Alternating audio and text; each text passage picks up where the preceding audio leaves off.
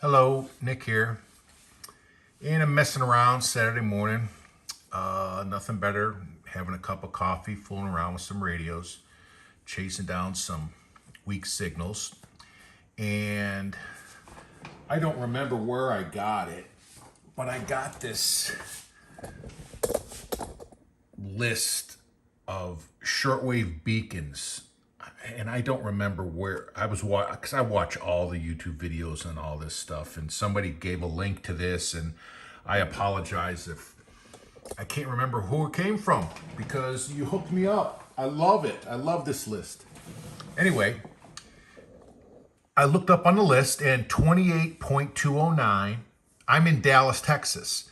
This is, at least that list says that this is a beacon in Dallas, Texas. Now, it is real weak. It's only like 10 watts. And it's about noon here. So I don't even know if this is the right time of day to be listening to this.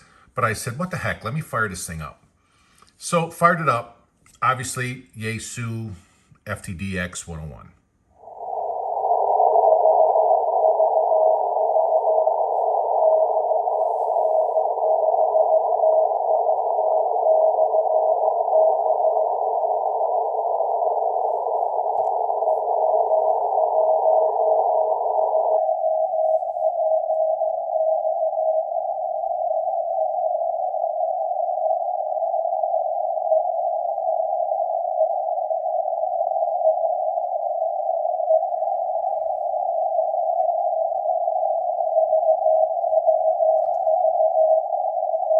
We're on receiver A, which is this one. This one over here is, we're not listening to this. It's running, but we're not listening to it.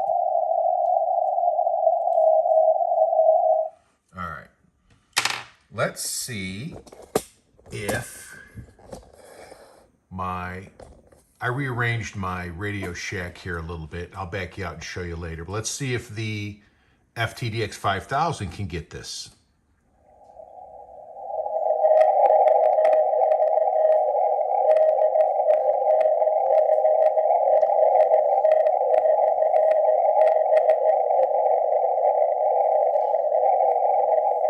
Obviously, it's not strong enough to even make a blip on the spectrum scope. Now, I could change some of the gain in the settings to try to make it, but I think that this signal is barely above any noise level, so.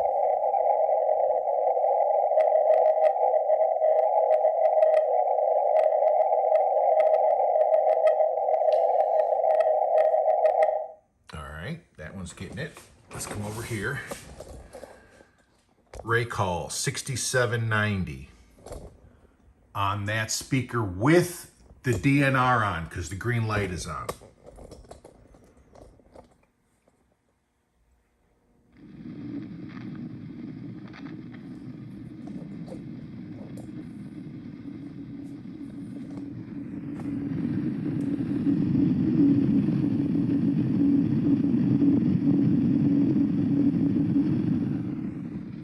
I can get it. I can hear it.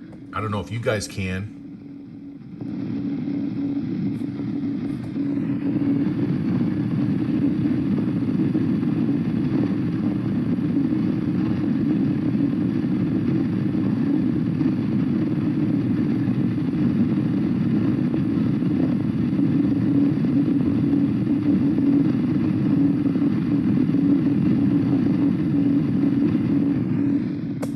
Coming in. Now this one, I had a monkey with the, oops, just screwed it all up.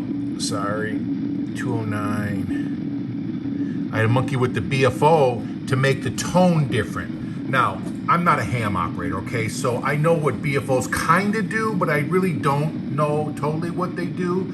I know that they can change the tone of a signal, you know, like make it a higher pitch or a lower pitch. I don't know if that actually changes the frequency or not. I really don't know. But I monkeyed with it, and I got this to come in. And I got it, if you can see the filter setting, down to 0.4 kilohertz, which I think is actually 0.3 something, because as I've mentioned before, this 6790 reads the filter, the computer reads the filter up to 25% off of what its actual value is. Anyway, so let's turn that down. Let's drop down one more position to the Harris 590. Okay? And the Harris 590 screen is not doing that weird flashing thing. That's a incompatibility with my camera, iPhone camera here. So the screen is absolutely normal in real life.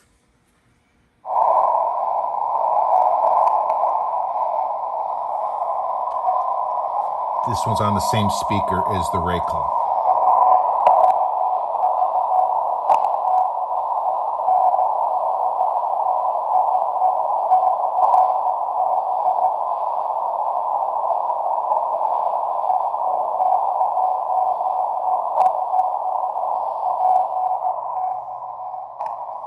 So this one's getting it very nicely. Turn that down. Let's come over here to the Rode & Schwartz EK070.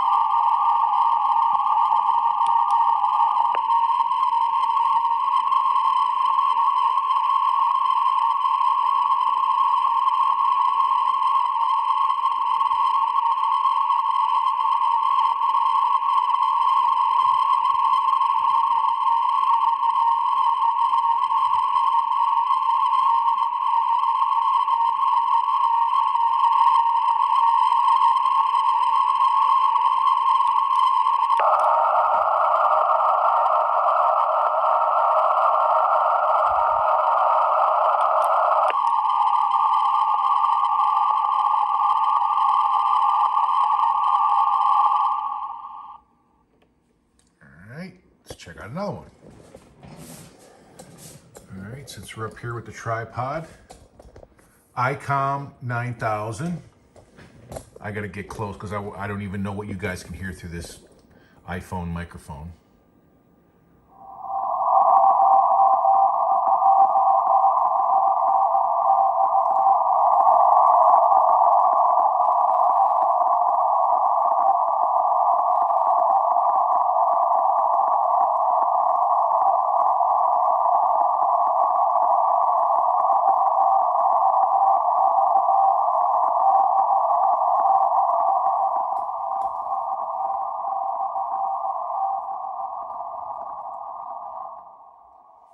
So you can see, I can hear it.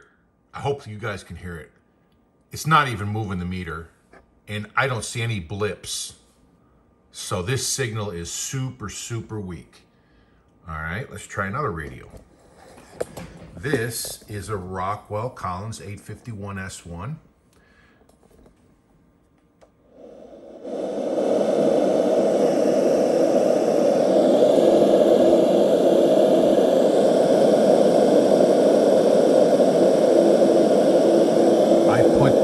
Line meter on so you can watch it bounce a little. The line meter has two sensitivity positions. This is maximum sensitivity. And it shows me that.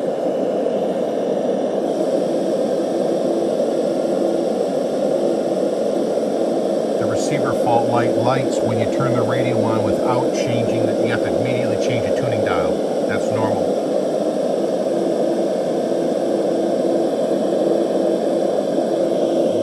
Filter D, 0.5, let's try 0.2 just for giggles.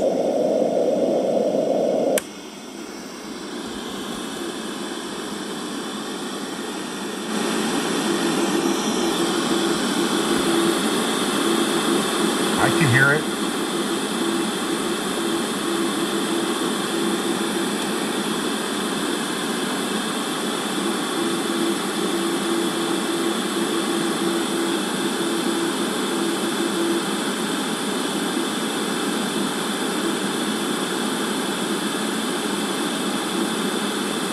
And you can see that needle bouncing slightly with the tones. So yeah, again, this one I had to mess with the variable BFO, I think that's what you call it, and get it to be the tone level that I wanted, with, like low to high and stuff like that. All right, so just for giggles, I unhooked one of my radios and got the Wellbrook external antenna into this. All right, so let's see if this radio can get it. So we're on 28209, and this doesn't have a CW setting, so I tried it between LSB and USB, and close, but this one seemed to be, I don't know. Let's listen.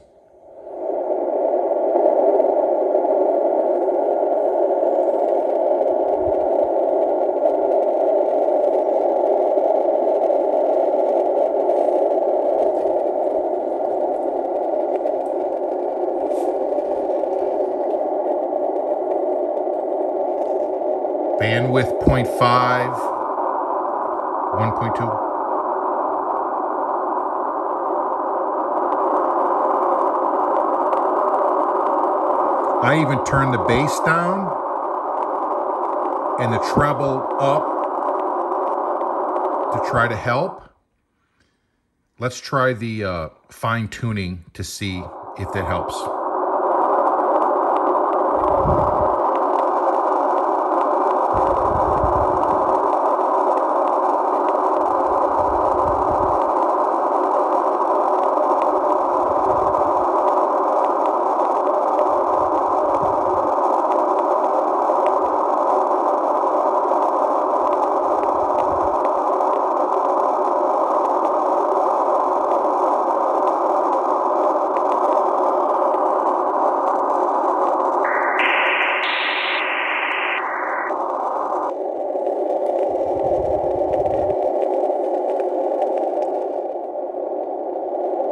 So I don't know. I don't know if this radio is getting it. I mean, obviously, I know the signal's there, right? I mean, I'm getting it on all these other radios. My brain knows it's there. And so if I turn this radio on, I've memorized the sequence of the tones from the signal because I've been listening to it for the last 20 minutes. I mean, I don't know if I'm getting it on this one or not. I really can't tell. Maybe, maybe not. I don't know. But all these other radios are getting it. And that's awesome. Now, I know it's not far away. I mean, it's the same town I'm in. But it's only 10 watts. And it's really weak. And I don't even know if this is the right time of day. But, all right, so I reorganized my room a little bit. So that table there, I got some plans for it. If I get my Raycall 6778 fixed, it's going to go there. Those really haven't moved around. I put my Yaesu 5000 on top of that one. The Yaesu used to be over there. So I got the two Yaesus with a monitor to show a nice spectrum scope. These two really haven't moved. Or excuse me, these three. And then I moved my Rodian Schwartz on top of the Watkin Johnson. And then there's the other Rodian Schwartz on top of that. And then those. Oh, I didn't, here, the Harris 505. So I haven't even tried this yet, okay? This radio is so old, it's one of those ones where it's not a tube radio, but you do have to let it warm up. Because this thing was made like in 1969 or 70 or 71, something like that. Anyway, it's been running now since this video started, so almost 15 minutes. So let's put this one on 28209 and see what happens. We'll find out together. 28. All right, watch the meter up there when I get this to 9 and see if anything happens. Nothing happened, okay, and we're on CW. So let's turn this up.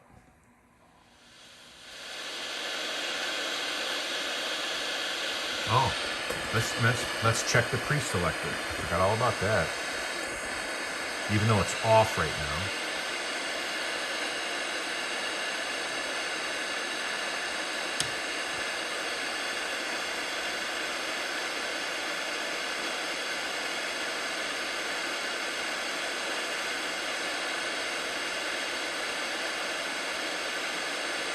Doesn't seem to be doing anything.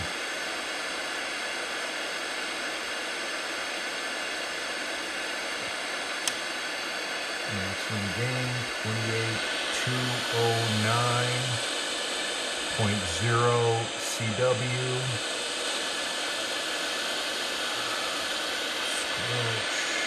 Volume. Yeah, so this radio is not getting anything up this high, 28 megahertz. Oh well, my heart's not broken. It's still one of my favorite radios. All right, but these suckers are getting it.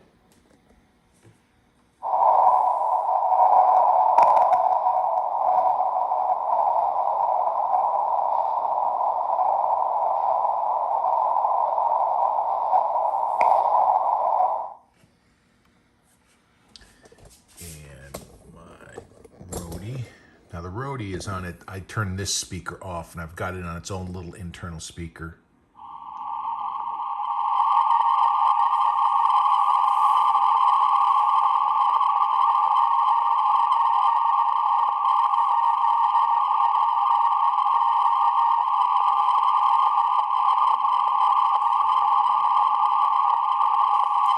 All right, let's experiment.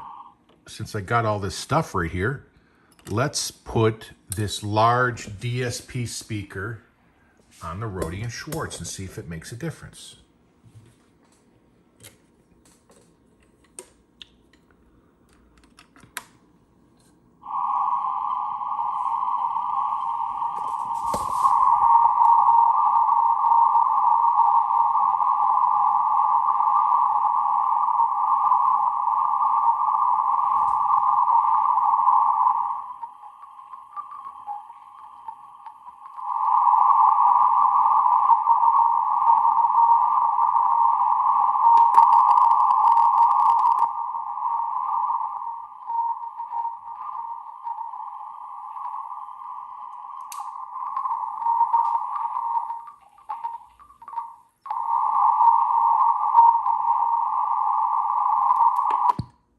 Oops.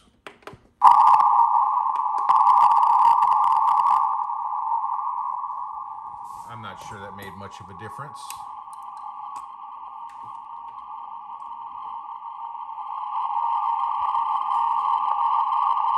But I can hear it coming out of that one.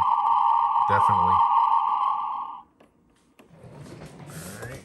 And then I was very happy to see the ICOM get it, because the ICOM really doesn't have any fine-tuning controls. There's no BFO or, I mean, you can tune it in and you can tune those last two down to 10 kilohertz, but that's it. And then the filter selection is just very simple: wide, middle, and narrow. That is absolutely all you can really do.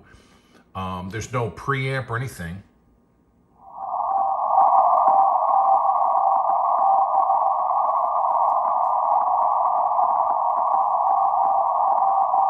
That's booming in.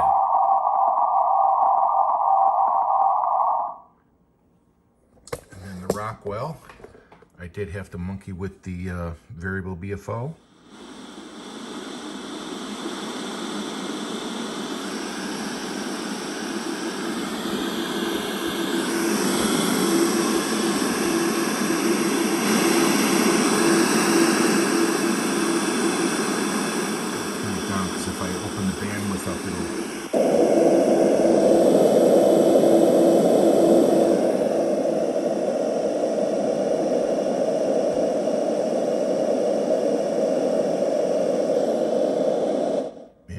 So all these things are getting it.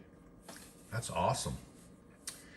All right, just thought some of you guys might get a kick out of that because you're freaks like me. But anyway, having a good morning here in the shack. The only thing is the Harris 505 couldn't drag it in. I don't know. Let's try it one more time. Maybe you had to warm up a little longer. I mean, it's not like I got anything better to do, so.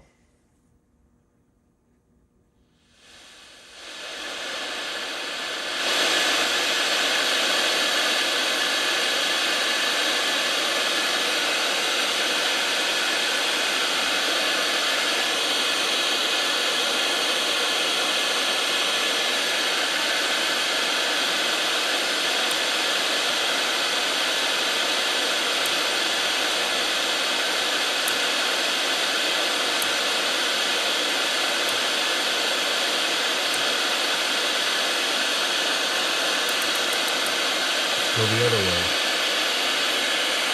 22.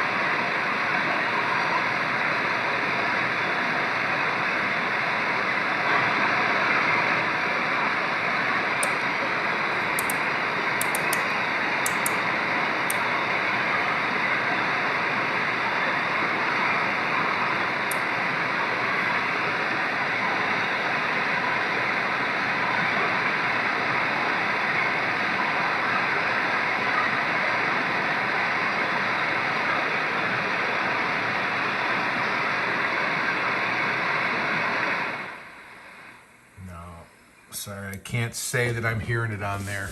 I was really trying to make it happen. Wanted it to happen. All right, not today, but the other ones, all winners. Awesome. And I'm not even worried about those. I mean, if all these can get it, those can get it. I'll bet you green money. All right, thanks for hanging out.